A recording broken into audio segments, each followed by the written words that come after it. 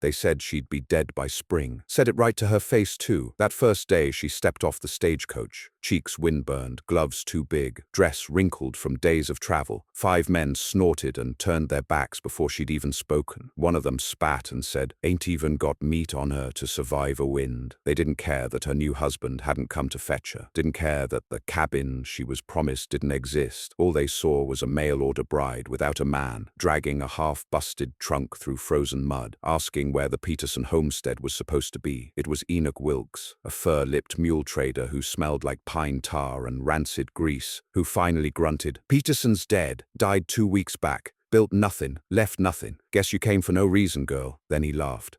The others joined in. Even the barkeep at the Latch and Bit saloon let out a wheeze through his yellow teeth. A wind gust blew her bonnet clean off, and no one moved to catch it. That's how Josephine came to Dry Marrow Ridge, in the coldest winter on record, with no man, no shelter, and no name anyone cared to remember. But by the end of that same winter, every cabin in Dry Marrow was cracked, snow collapsed, or blackened from fire, except hers. She didn't cry that first night. She wanted to. Her feet were blistered and her fingers bled from dragging her trunk up the hill above the town, but she wouldn't let herself cry. Instead, she dug. No shovel, no pickaxe. Just her hands, a bent tin plate she found behind the saloon, and a hunger she wouldn't let kill her. She dug into the side of a slope where the sod was thickest. Not snow, sod.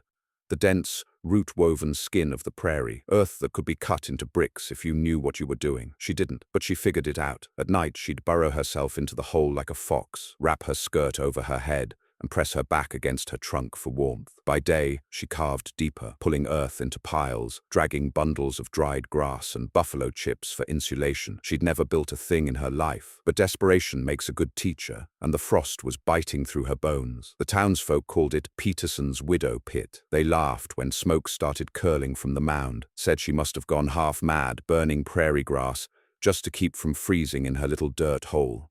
What they didn't know, couldn't know, was that the fire she lit inside that pit was banked against a wall of stone she'd found deeper in, that she'd shaped a makeshift chimney with stacked sod bricks and slanted grass that vented just enough smoke to keep the whole thing from collapsing in on itself. They didn't know she'd lined the interior walls with split woodbark, or that she'd dried rabbit hides to hang like curtains. They didn't know she'd learned to keep a clay pot of boiled snow suspended just above her embers to trap heat through the night. And they sure as hell didn't know she was keeping a diary, recording every single step, every experiment, every failed attempt, just in case she didn't make it, so someone might learn something from her bones. The storm came in early February, a white moor from the northern hills. It hit the Wilkes cabin first. His logs weren't seasoned, the chinking had shrunk in the cold, and the wind found every crack. His wife froze in her sleep, still clutching the baby. The Langford place collapsed 3 days in. Roof buckled under snowpack. They hadn't cleared it, thought it would melt off. It didn't. Even the town's meeting hall, built by 6 men over 2 summers, buckled when the second ice storm hit. The stove inside went cold, and rats found the flour before the men could. Only one light kept flickering on the ridge, a small glow from the sod, from the earth, from the widow's pit, and soon they stopped laughing. She hadn't planned to survive them. That was never the point. Josephine hadn't come west to prove anything. She didn't build her home to teach anyone a lesson.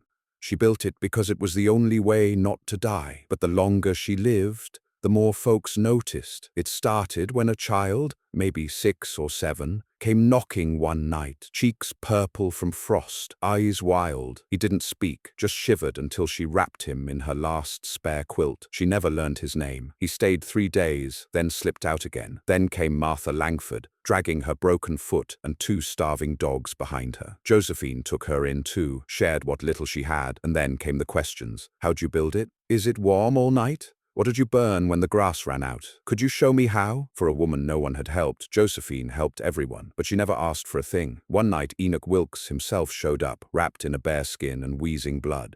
The storm had taken his barn, his mules, and his pride. He didn't ask for shelter, just stood outside in the cold, like he was waiting to be judged. She stepped outside, lit only by the embers in her chimney, looked him dead in the eye and said, "You can come in, but you work." He nodded once, shoulders sagging. Then she added, "And don't ever call it a pit again." By March, she'd built a second chamber. By April, it was 3. They weren't rooms so much as dugout passages, each warmed by careful vents and earth-thick walls, a network of heat-trapped survival that no log cabin could match. When the thaw came, the ridge was the only place still standing, and it was no longer Peterson's widow pit. It was called the Sod House, capital letters, spoken with respect. Because everyone knew that tiny mound of dirt outlasted every plank and beam in Dry Marrow. When the thaw came, the sod did not crumble. The walls held, the roof did not leak, and when Josephine pushed open the carved plank that served as a door and stepped out beneath a pale spring sun, the wind was still sharp. But it no longer cut through her like it used to. It simply passed her by. The storm had done its worst, and she was still standing. Below her, Dry Marrow was wrecked. Charred beams, splintered rafters, leaning chimneys and collapsed porches. The Langfords were buried under snowpack. Only their barn roof showed, and it sagged like wet paper. Wilkes's house was gone, burned in desperation after the mule carcasses began to rot. And the Latch and Bit saloon, once the loudest spot in town, had a shutter swinging in the wind and silence behind its busted door. The survivors came crawling, not all at once, not as a mob, but in 2s and 3s, limping or hunched, empty-handed, most too proud to ask outright. Josephine just stood outside her sod house, arms crossed, nodding once at each new arrival, not smiling, not gloating, not saying, "I told you so," just nodding, and one by one, they came inside. That spring, she fed them from roots she'd dried into tough ropes, taught them how to dig fire pits low, to keep smoke from curling into the lungs. She taught them how the earth held warmth if you shaped your shelter right. Low ceilings, deep walls, layers of brush sealed beneath the sod. When the preacher's wife asked what kind of stove she'd used, Josephine just pointed to a shallow pit lined with stone and ash, and the woman blinked, confused. "No stove?" she asked. Josephine shook her head. "Too much iron. Too much draw. You build heat right into the walls." The woman didn't understand, not then, but later, when her new sod shelter stayed warm through a week of sleet while her husband's old hunting cabin flooded twice. She came back to Josephine with a notebook. "Can I write down what you show me?" she asked. Josephine nodded. Write it all. That was how the sod homes spread, one at a time, word of mouth, scribbled notes, copied diagrams in the dirt, not from a book or a preacher or some town official, from Josephine, from the woman they'd once laughed at. She never raised her voice, never stood on a box to shout, but still, a sort of gravity grew around her. Not the kind men followed with hats in hand, but the kind they avoided questioning. Wilkes built a new shelter halfway up the ridge, not quite sod. He still clung to planks, used bark for roof tiles, tried to make it look like something he'd thought of. But when the wind came down one night and snapped 2 boards clean off, he limped back to her with a knot of grass in his fist. "How'd you bind yours?" he asked. "Not with pride," she said. That was all, but it cut deeper than frostbite. By midsummer, more than a dozen sod homes dotted the ridge. Not all were as sturdy. Some leaned, some smoked wrong. One caught fire when someone tried to line it with pine pitch for waterproofing. But still, they stood. And so did Josephine. She'd lost weight, but not from lack of food. It was the work, endless digging, shaping, teaching. Her hair turned flat and brittle. Her hands stayed black under the nails. But there was something else, too, a kind of brightness in her eyes, the kind that scared folks who'd underestimated her. When Martha Langford got sick, Josephine boiled spruce needles and thistle and fed her by spoon. When a settler named Breckman tried to take a sod home someone else had built, Josephine stood between them and said, "Leave now or stay under my rules." He left, never returned, and no one questioned her again. But survival is never permanent. By late summer, the wind changed. It came not from the north but from the west, dry, fast, full of dust. Crops curled in their rows. Rain stopped. A crack formed in the ridge trail. Then another. The old-timers in town muttered about fire. "You feel it?" Wilkes said one night, sniffing the air. "Tastes like tinder." Josephine had already started digging a trench. She didn't believe in omens, but she believed in signs. When the grasshoppers came, first just a few, then clouds, she wrapped every window in oiled canvas and packed the edges with clay. When the sky turned yellow-orange and the wind blew hot as forge breath, she pulled every child from the town into the ridge shelters. When lightning struck a dry spruce on the far ridge and the flames rose like a wall, she didn't run. She sealed the sod house shut. 24 people inside. No air but what seeped through tiny vents. No light but the embers of the fire pit. Children cried. Mothers prayed. Josephine sat at the center, one hand pressed to the wall, feeling the temperature rise. Then she heard it, the roar, fire sweeping downhill, devouring trees. snapping branches like bones. Someone sobbed. Another child began screaming. Josephine whispered, "Quiet, not loud, not fierce, but firm," and the room fell still. They waited. The air grew dry enough to crack lips. Then came the smoke, thin at first, then thicker. But the sod held, even when the outside grass blazed, even when the chimney cracked and hissed steam, even when the world above them sounded like it was burning down to ash. The sod held, because it was earth, because it was dug deep, because it wasn't built for looks, but for living. When the fire passed, the world outside was black. The trees on the ridge were skeletal. The few log cabins still standing had turned to frames and rubble. Smoke curled from the town's last saloon post, but Josephine's sod house was still there, charred at the edges, blackened grass gone, but whole. Everyone emerged covered in soot, blinking in daylight, stumbling into silence, and no one, not even Wilkes, spoke a word. 2 days later, a wagon came up the trail, a man from the county office. He had a book and a badge, and a bored face, said he was checking for damage reports. He saw the soot, saw the wreckage, saw the sod house still standing. He squinted. "Who built that?" Wilkes pointed. "She did." The man jotted something. "What name?" Josephine stepped forward, arms folded. "Josephine, just that." He blinked. "You got a last name?" She looked him square. "I came here a Peterson. He's dead. The land's mine now." The man scratched his chin. "No deed filed." She handed him a charred envelope. Inside, the original mail order papers, signed by Peterson, promising marriage, shelter, and land. The man frowned. "This ain't legal title," Josephine said. "The house still standing is. Write it down." He did. By fall, she had more than land. She had authority. And something deeper, loyalty. The kind earned when someone teaches you to survive, not just tells you how. The town had changed. New folks came through. And when they asked, "Where's the church?" or "Who do we talk to about building?" they were pointed uphill, to the sod house, to Josephine. She still didn't speak much, still didn't wear dresses more than she had to. Her hair stayed tied back with twine. But the fire had changed her. Not broken, not hardened, tempered. The woman who once curled in the dirt beneath a skirt for warmth now stood on scorched earth, telling grown men where to dig, and they listened. That winter came early. The first frost crept in by mid-September, lacing the edges of blackened trees with hoarfrost that didn't melt come morning. The ash from the fire hadn't fully settled. When wind picked up, it painted the sky grey again. The townsfolk didn't laugh anymore. They didn't question. They didn't even pretend not to look up at the ridge where the sod house still sat, squat, ugly to some, but warmer than any of the new log cabins being rushed into place. It wasn't just Josephine's anymore. They called it the Ridge Hold now, a name that slipped into speech like it had always been there. Even children used it. And Josephine, whether she wanted to or not, was its beating heart. That fall, 5 new families arrived. One was German, the Vogels, rough-hewn farmers with little English, and 2 twin boys who never stopped watching Josephine with silent eyes. Another was a young widow with a baby on her hip and eyes that never blinked unless the wind caught her directly. The last group was trouble. The Carr brothers, 3 of them, loud, full of swagger, smelling of horses and rust. They said they were there to start over, said they had rights to settle just like anyone. Josephine didn't stop them. She never claimed more than what she'd built, but she watched. The Carrs scoffed at sod. "We ain't animals," said Eli Carr, the biggest of the 3. "We're men. We build real homes." So they cut timber, stacked it quick, built a tall, sharp-angled cabin near the base of the ridge, in full view of the ridge hold. And when the first snow fell, they lit a fire in a stove made from a dented whiskey barrel and howled like wolves all night. No one in the ridge hold said a thing. They'd learned silence had teeth. Inside Josephine's walls, preparations were different. She had started carving out a new chamber that summer, smaller but deeper, not for living, for keeping. She called it the root belly, a cold shelf beneath the frost line, wrapped in canvas and sealed with stone. She lined it with jars, salt-cured meat, crushed acorns, and boiled roots. Every spare bundle of grass was stacked in the loft passage for burning. This time, she was ready before the storm hit. She taught the others how to listen to the ground. "Crack under your feet's not just cold," she told the Vogel boys. "It's the dirt telling you it's about to harden for good." They nodded solemnly, one mimicking her kneeling posture as she ran her palm across the dirt. Her followers didn't call themselves that, but they were.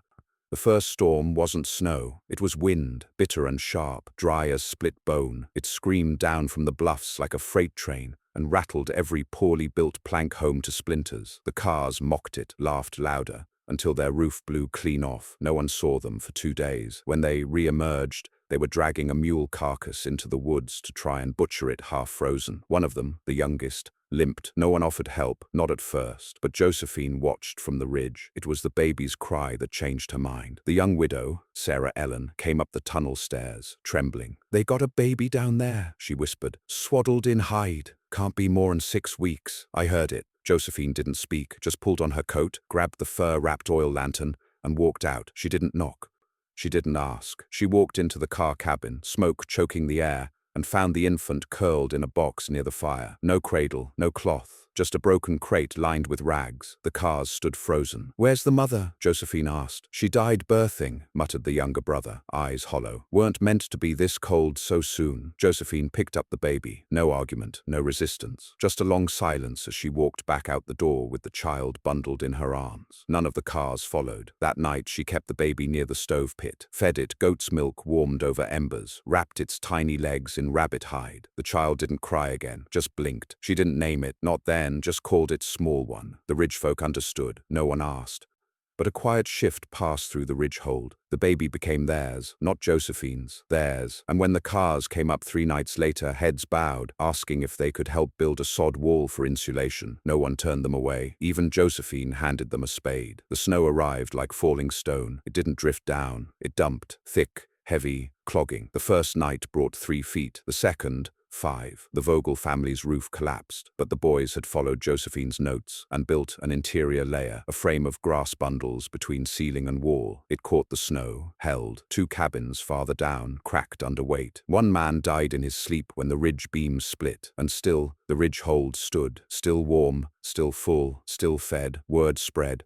Travelers began arriving with frostbitten hands and dried-up horses. Josephine turned none away. She sent them into the side chambers. Dugouts named things like the warm belly, the long room, the mother's pipe. She taught them to sleep in circles, to keep fire low, to bank coals and whisper instead of speak. And still, she wrote, in that same soot-stained notebook, pages crinkled from ash and blood, recording every shift in temperature, every failure, every trick. One day she was gone. Not long, just a few hours, but long enough to shake everyone. She'd gone hunting, alone, with a handmade bow strung with gut and a single dagger bound to her boot. She returned, dragging 2 snow hares and a thin-faced mountain fox. Blood on her arms, lips blue, but her eyes calm. She said nothing, just skinned the meat, cleaned the bones, added them to the pit. Wilkes, watching from a corner, muttered, "She ain't like the rest of us," and no one disagreed. That winter didn't end in spring. Spring didn't come at all. May brought more snow, then hail, then a dry cold that split the earth but didn't melt the drifts. Folks began muttering about curses, about God, about the land being angry. Josephine didn't care for curses. She said the land didn't care. "You fight it," she said once.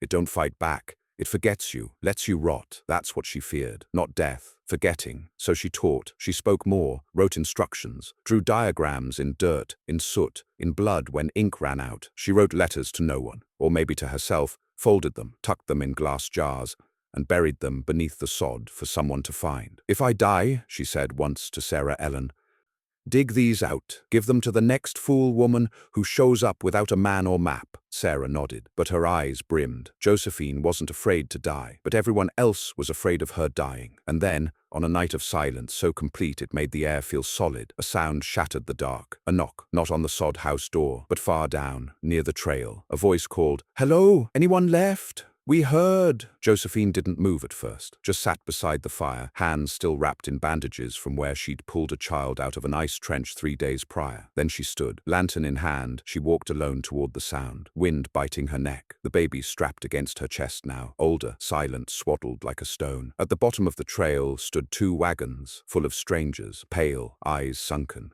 "Is this the ridge hold?" a man asked. "We heard a woman here built through the storm." Josephine said nothing. Then she stepped aside. "Follow the vent lines. Keep your heads down. Fire's low, but there's warmth left." The man blinked. "You'll let us in?" Josephine stared. "Why else would I have built it?" They passed her in silence. One by one, a parade of hollow souls, and behind them, beyond the ridge, the wind shifted. Not warm, but softer. Snow began to melt in tiny streaks. Not spring, not yet, but maybe the beginning of it. That night she wrote one more entry in the soot-black book. A single line, "Sod held again, but it'll need rebuilding before next time." By the time spring truly arrived, not that false thaw of March or the sleet-spitting lie of April, but the real spring, the ridge hold was a town. No mayor, no saloon.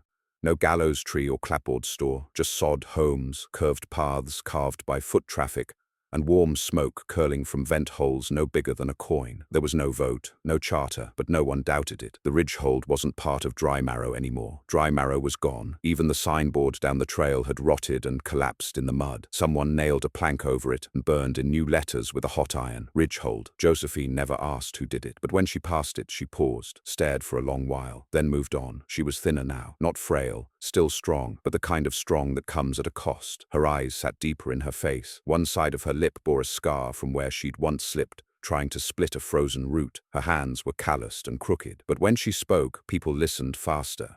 When she walked past, they moved aside, not out of fear, out of a strange reverence, like she was something between a leader and a fire still burning. That summer, 2 riders came, men from the rail company, clean boots, wide-brimmed hats. One of them had a metal badge on his coat and a leather folder under his arm. They stopped outside the Ridgehold's central chamber, Josephine's original sod cabin, though it had expanded since. She came out in silence, waited. "Ma'am," said the one with the badge, "we're surveying land, planning new routes east. Seems there's interest in building through this ridge." Josephine said nothing, just watched him. He cleared his throat. "We've records that show this land belonged to a one Edgar Peterson, died some years back. No will," she said. "That land died when he did." He looked uncomfortable. "Yes.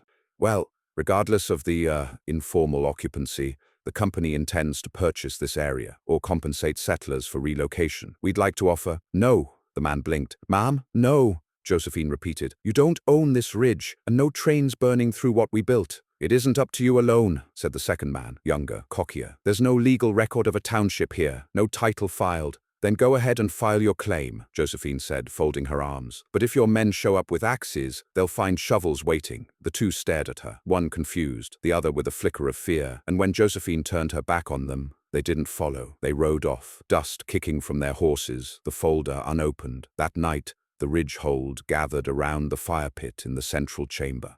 It was rare now, gathering like that. The place was too full most days. Too many rooms, too many mouths, but word of the men had spread fast. Josephine stood in the center, lantern held low. "They'll come again," she said. "Not soon, maybe, but they will, and they'll want what we've made." No one spoke. "I'm not stopping you if you want to leave. You want wagons? I'll help you pack. You want to start over somewhere else? I'll show you how to build the first wall." Still silence. "But if you stay," she said, "you stay knowing this place isn't just dirt and grass. It's ours, blood, children born in the dark, lives stitched back together." A child, one of the Vogel boys, whispered, "You won't leave?" Josephine looked at him, then shook her head. "This is mine. I built it with nothing, and it's still here." Nobody left. Instead, they built deeper. They connected homes with low tunnels, reinforced with stone and twisted roots. They buried their root cellars under clay lids and hung bells to hear if anyone trespassed from above. The ridgehold didn't wall itself off. It sank itself in, hugged the land tighter, and as if in answer, the earth gave back. That summer was the first with green stalks since the fires. Someone, Sarah Ellen, planted beans along the inner wall of a sod curve. They took root, clung like vines, produced actual food. Josephine stared at those beans for a long time when they bloomed, didn't smile, but her shoulders dropped. A small release. Autumn came, then winter, but it wasn't like the others. There were still storms, still ice, but the homes held, the food lasted, the fires were smarter now, burned longer with less fuel.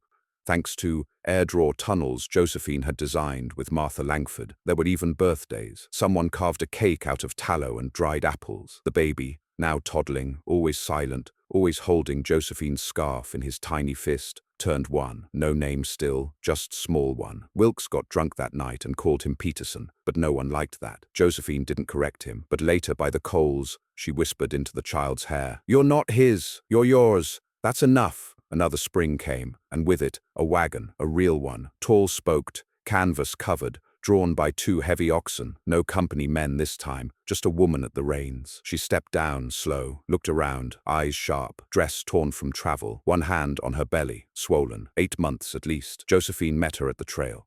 "You're the one who built this?" the woman asked. Josephine nodded. The woman reached into her satchel, pulled out a soot-smudged glass jar. Inside, a folded paper. "I found this buried behind a burned cabin east of Black Hill. Your words." Josephine took it, unfolded the page. Her own handwriting stared back at her. "If I die, dig these out.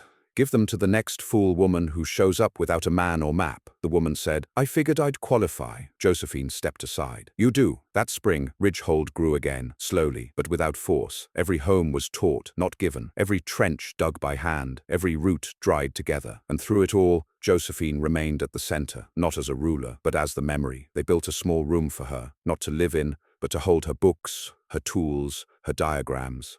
They called it the binder. She never asked for that, but when she walked past it, she touched the doorframe with her fingertips, just once. The only affection she let herself show for it. But the storms would come again. She knew that. Nature didn't care about her walls, didn't fear her shovels or her books. It would test her again, try to take what it hadn't yet, and she would meet it the same way she had the first time, not with defiance, but with stubbornness, with dirt under her nails, with fire-banked coals and a sod wall curved like a mother's back, because she wasn't trying to outfight the world. She was trying to belong in it, and no frost, no storm, no man with a badge could ever make her leave that ridge again. The sixth winter came without warning. The sky turned the color of lead by early October, and frost arrived before the leaves had even finished turning. The few trees that had survived the wildfire 2 years before, those stubborn black pines clinging to life on the ridge, lost their needles in a single week, not dropped but shed, like they were retreating from what was coming. There was no ceremony to it, no farewell, just silence, a creeping stillness that wrapped the Ridgehold like a hand around a throat. Josephine stood outside the original sod cabin, the same one she'd carved with her bare hands, back when her fingers bled into frozen dirt, and the town had no name. She felt the shift, not in the air, in the ground. The sod no longer felt spongy. It was hardening early, deep too, and she knew this winter would not be like the last. In preparation, they sealed every vent early. Clay packed the seams in each dugout,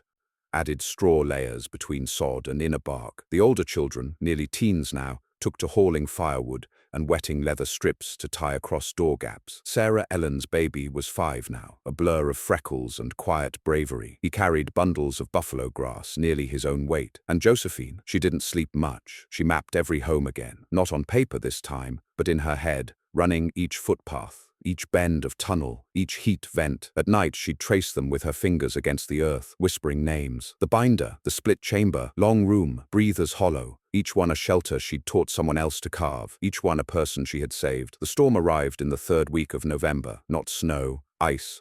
A frozen wall that howled down from the high bluffs and coated every living thing in a crust thick as bone. Horses froze mid-stride. Chickens exploded in their coops. Even the trees cried, long, eerie cracking sounds as their trunks split from within. It didn't stop. For 6 days it fell. Not a blizzard, not a flood, just cold, relentless, heavier than air, creeping into the seams of homes that had withstood everything else. But Josephine's sod held, because it was earth, not timber, because it didn't fight the cold. It bent to it, sank with it, held it close like a mother does a fevered child. But even the best-built womb can only hold so much. On the 8th day, a tunnel collapsed. The low path, connecting the binder to Breather's Hollow. No one died, but 2 boys were trapped for 4 hours. By the time they were dug out, their hands had gone stiff. One lost 3 fingers. The other, Vogel's eldest, lost none. But he didn't speak again for days, just sat near the central fire, eyes wide, watching the ceiling, as if it might fall again. Josephine didn't comfort him. She sat next to him, said nothing, shared her tea, and when he finally blinked and whispered, "It sounded like the earth screamed," she replied. It did. He nodded like he'd known all along. Then came the sickness. It started in the new settlers, the ones who hadn't lived through the first Ridgehold winter, the ones still adjusting to fireless warmth and shared sleeping circles and boiled moss broth. A cough, then a fever, then sweat freezing on lips. 3 died within 2 days. One was an old woman who had carried her husband's ashes across 3 states. Another was a child, nameless, who hadn't spoken since arriving. The third was a man Josephine had never trusted, all flash, no grit, but his death made the room go silent anyway. The Ridgehold didn't panic. They didn't cry out. They simply moved slower, held tighter, cooked longer, and waited for Josephine's word. It came quietly, as always. "Dig deeper," she said. "But the ground's frozen solid," Wilkes protested. His beard was gray now, thinner, but his hands still worked when told. "Then light fires along the edge," Josephine said. "Bank them, melt the path first." "But why?" Martha asked. Josephine looked toward the hill. "We're going down, below frost line, below even the dead. We need a true hold." And so they began. The deepest chamber. They called it the under. 3 weeks of fire pit edging, of scraping frozen sod, of passing dirt by hand in buckets made from stitched hide. Josephine led the effort, dug with them, slept beside the growing wound in the earth, refused food until every child was fed, refused blankets until the newborns were wrapped, and when the under was done, a hollow the size of the original saloon from dry marrow, they lit it from within with fat-soaked wicks and lined it with stones that held heat like bone marrow. It didn't just warm, it breathed. The air inside stayed soft, and the dying stopped. That was the winter the child spoke, small one. He'd never said a word, not since Josephine had pulled him from that broken crate so many years ago. He was 6 now, always quiet, always watching, always holding her scarf in his pocket. One night he tugged her sleeve and said, "The ridge is sick." Josephine froze, then knelt. "What do you mean?" He pointed to the wall. "It's tired. You have to give it more." She didn't ask what more meant. She knew. That night she moved her cot from the binder to the central hearth. She curled up beside the fire and wrote. Not notes, not diagrams, something else. A story. Not about her, about the ridge hold, about the people, the way they'd changed, the way the earth had taught them to stay low, stay warm, stay alive. She called it the Sod Testament. By spring, over 30 families lived in the ridge hold. Tunnels stretched like veins beneath the ground. Rooms were named after the lost. Fires were passed down like heirlooms, each family keeping coals alive through clay urns, fed each day like children. And Josephine grew slower. Her hands cracked more. Her walk turned stiff. The wound on her lip opened when the wind hit wrong. She never complained, never stopped. But the ridgehold noticed. Sarah Ellen brought her stew 3 nights in a row. Vogel's boy lit her fire before his own. The Carrs, even Eli, built a second wall around her outer chamber, reinforced with layered bark and resin, and small ones stayed at her side always. The day Josephine fell, it wasn't dramatic. She didn't collapse mid-lecture or vanish into a blizzard. She was tending a vent shaft, clearing soot when her knees buckled. Sarah caught her. Josephine said only, "Just a moment," but her breath rasped. They carried her into the under, laid her down on the softest bedding they had, buffalo hide, grass stuffing, a pillow carved from knotted wool, and she slept for 3 days. On the 4th, she woke, asked for paper. No one had any left, so they brought her soot, ash, bark, and with a twig soaked in old ink, she wrote one final note. "If they come to tear this place down, show them the walls. Let them feel the heat. Let them sleep here once. Then ask if they still want to destroy it." She folded the bark, handed it to small one. "You hold this now," she said. Then she smiled. Not a big one, just enough, and slept again. She didn't wake. They buried her deep, not above, not under a marker, inside the under. In the wall, packed with sod and stone, they carved nothing. She wouldn't have wanted it. But when they pass that wall, which they still do, years later, they touch it with their fingers. Sometimes just a brush, sometimes a pause, and then they move on. Because the ridgehold is not a monument, it's a memory, a way of building. A way of living, taught by a woman with no name to claim, no title to file, and no reason to survive but the one she made for herself. To this day, the sod homes remain. Some are bigger now, some are deeper. They've added windows, real ones, scavenged from towns that crumbled long ago. They've added trapdoors, carved stone steps, even hot ash vents powered by bellows, but the bones are the same. Grass and dirt, heat and silence, fire that doesn't roar, just glows. And in the oldest room of all, the binder, lies her original notebook, preserved, pages stiff with smoke and time. Its first line reads, "They said she'd be dead by spring." And beneath it, in a child's hand, now older, shakier, but the ridge remembered her,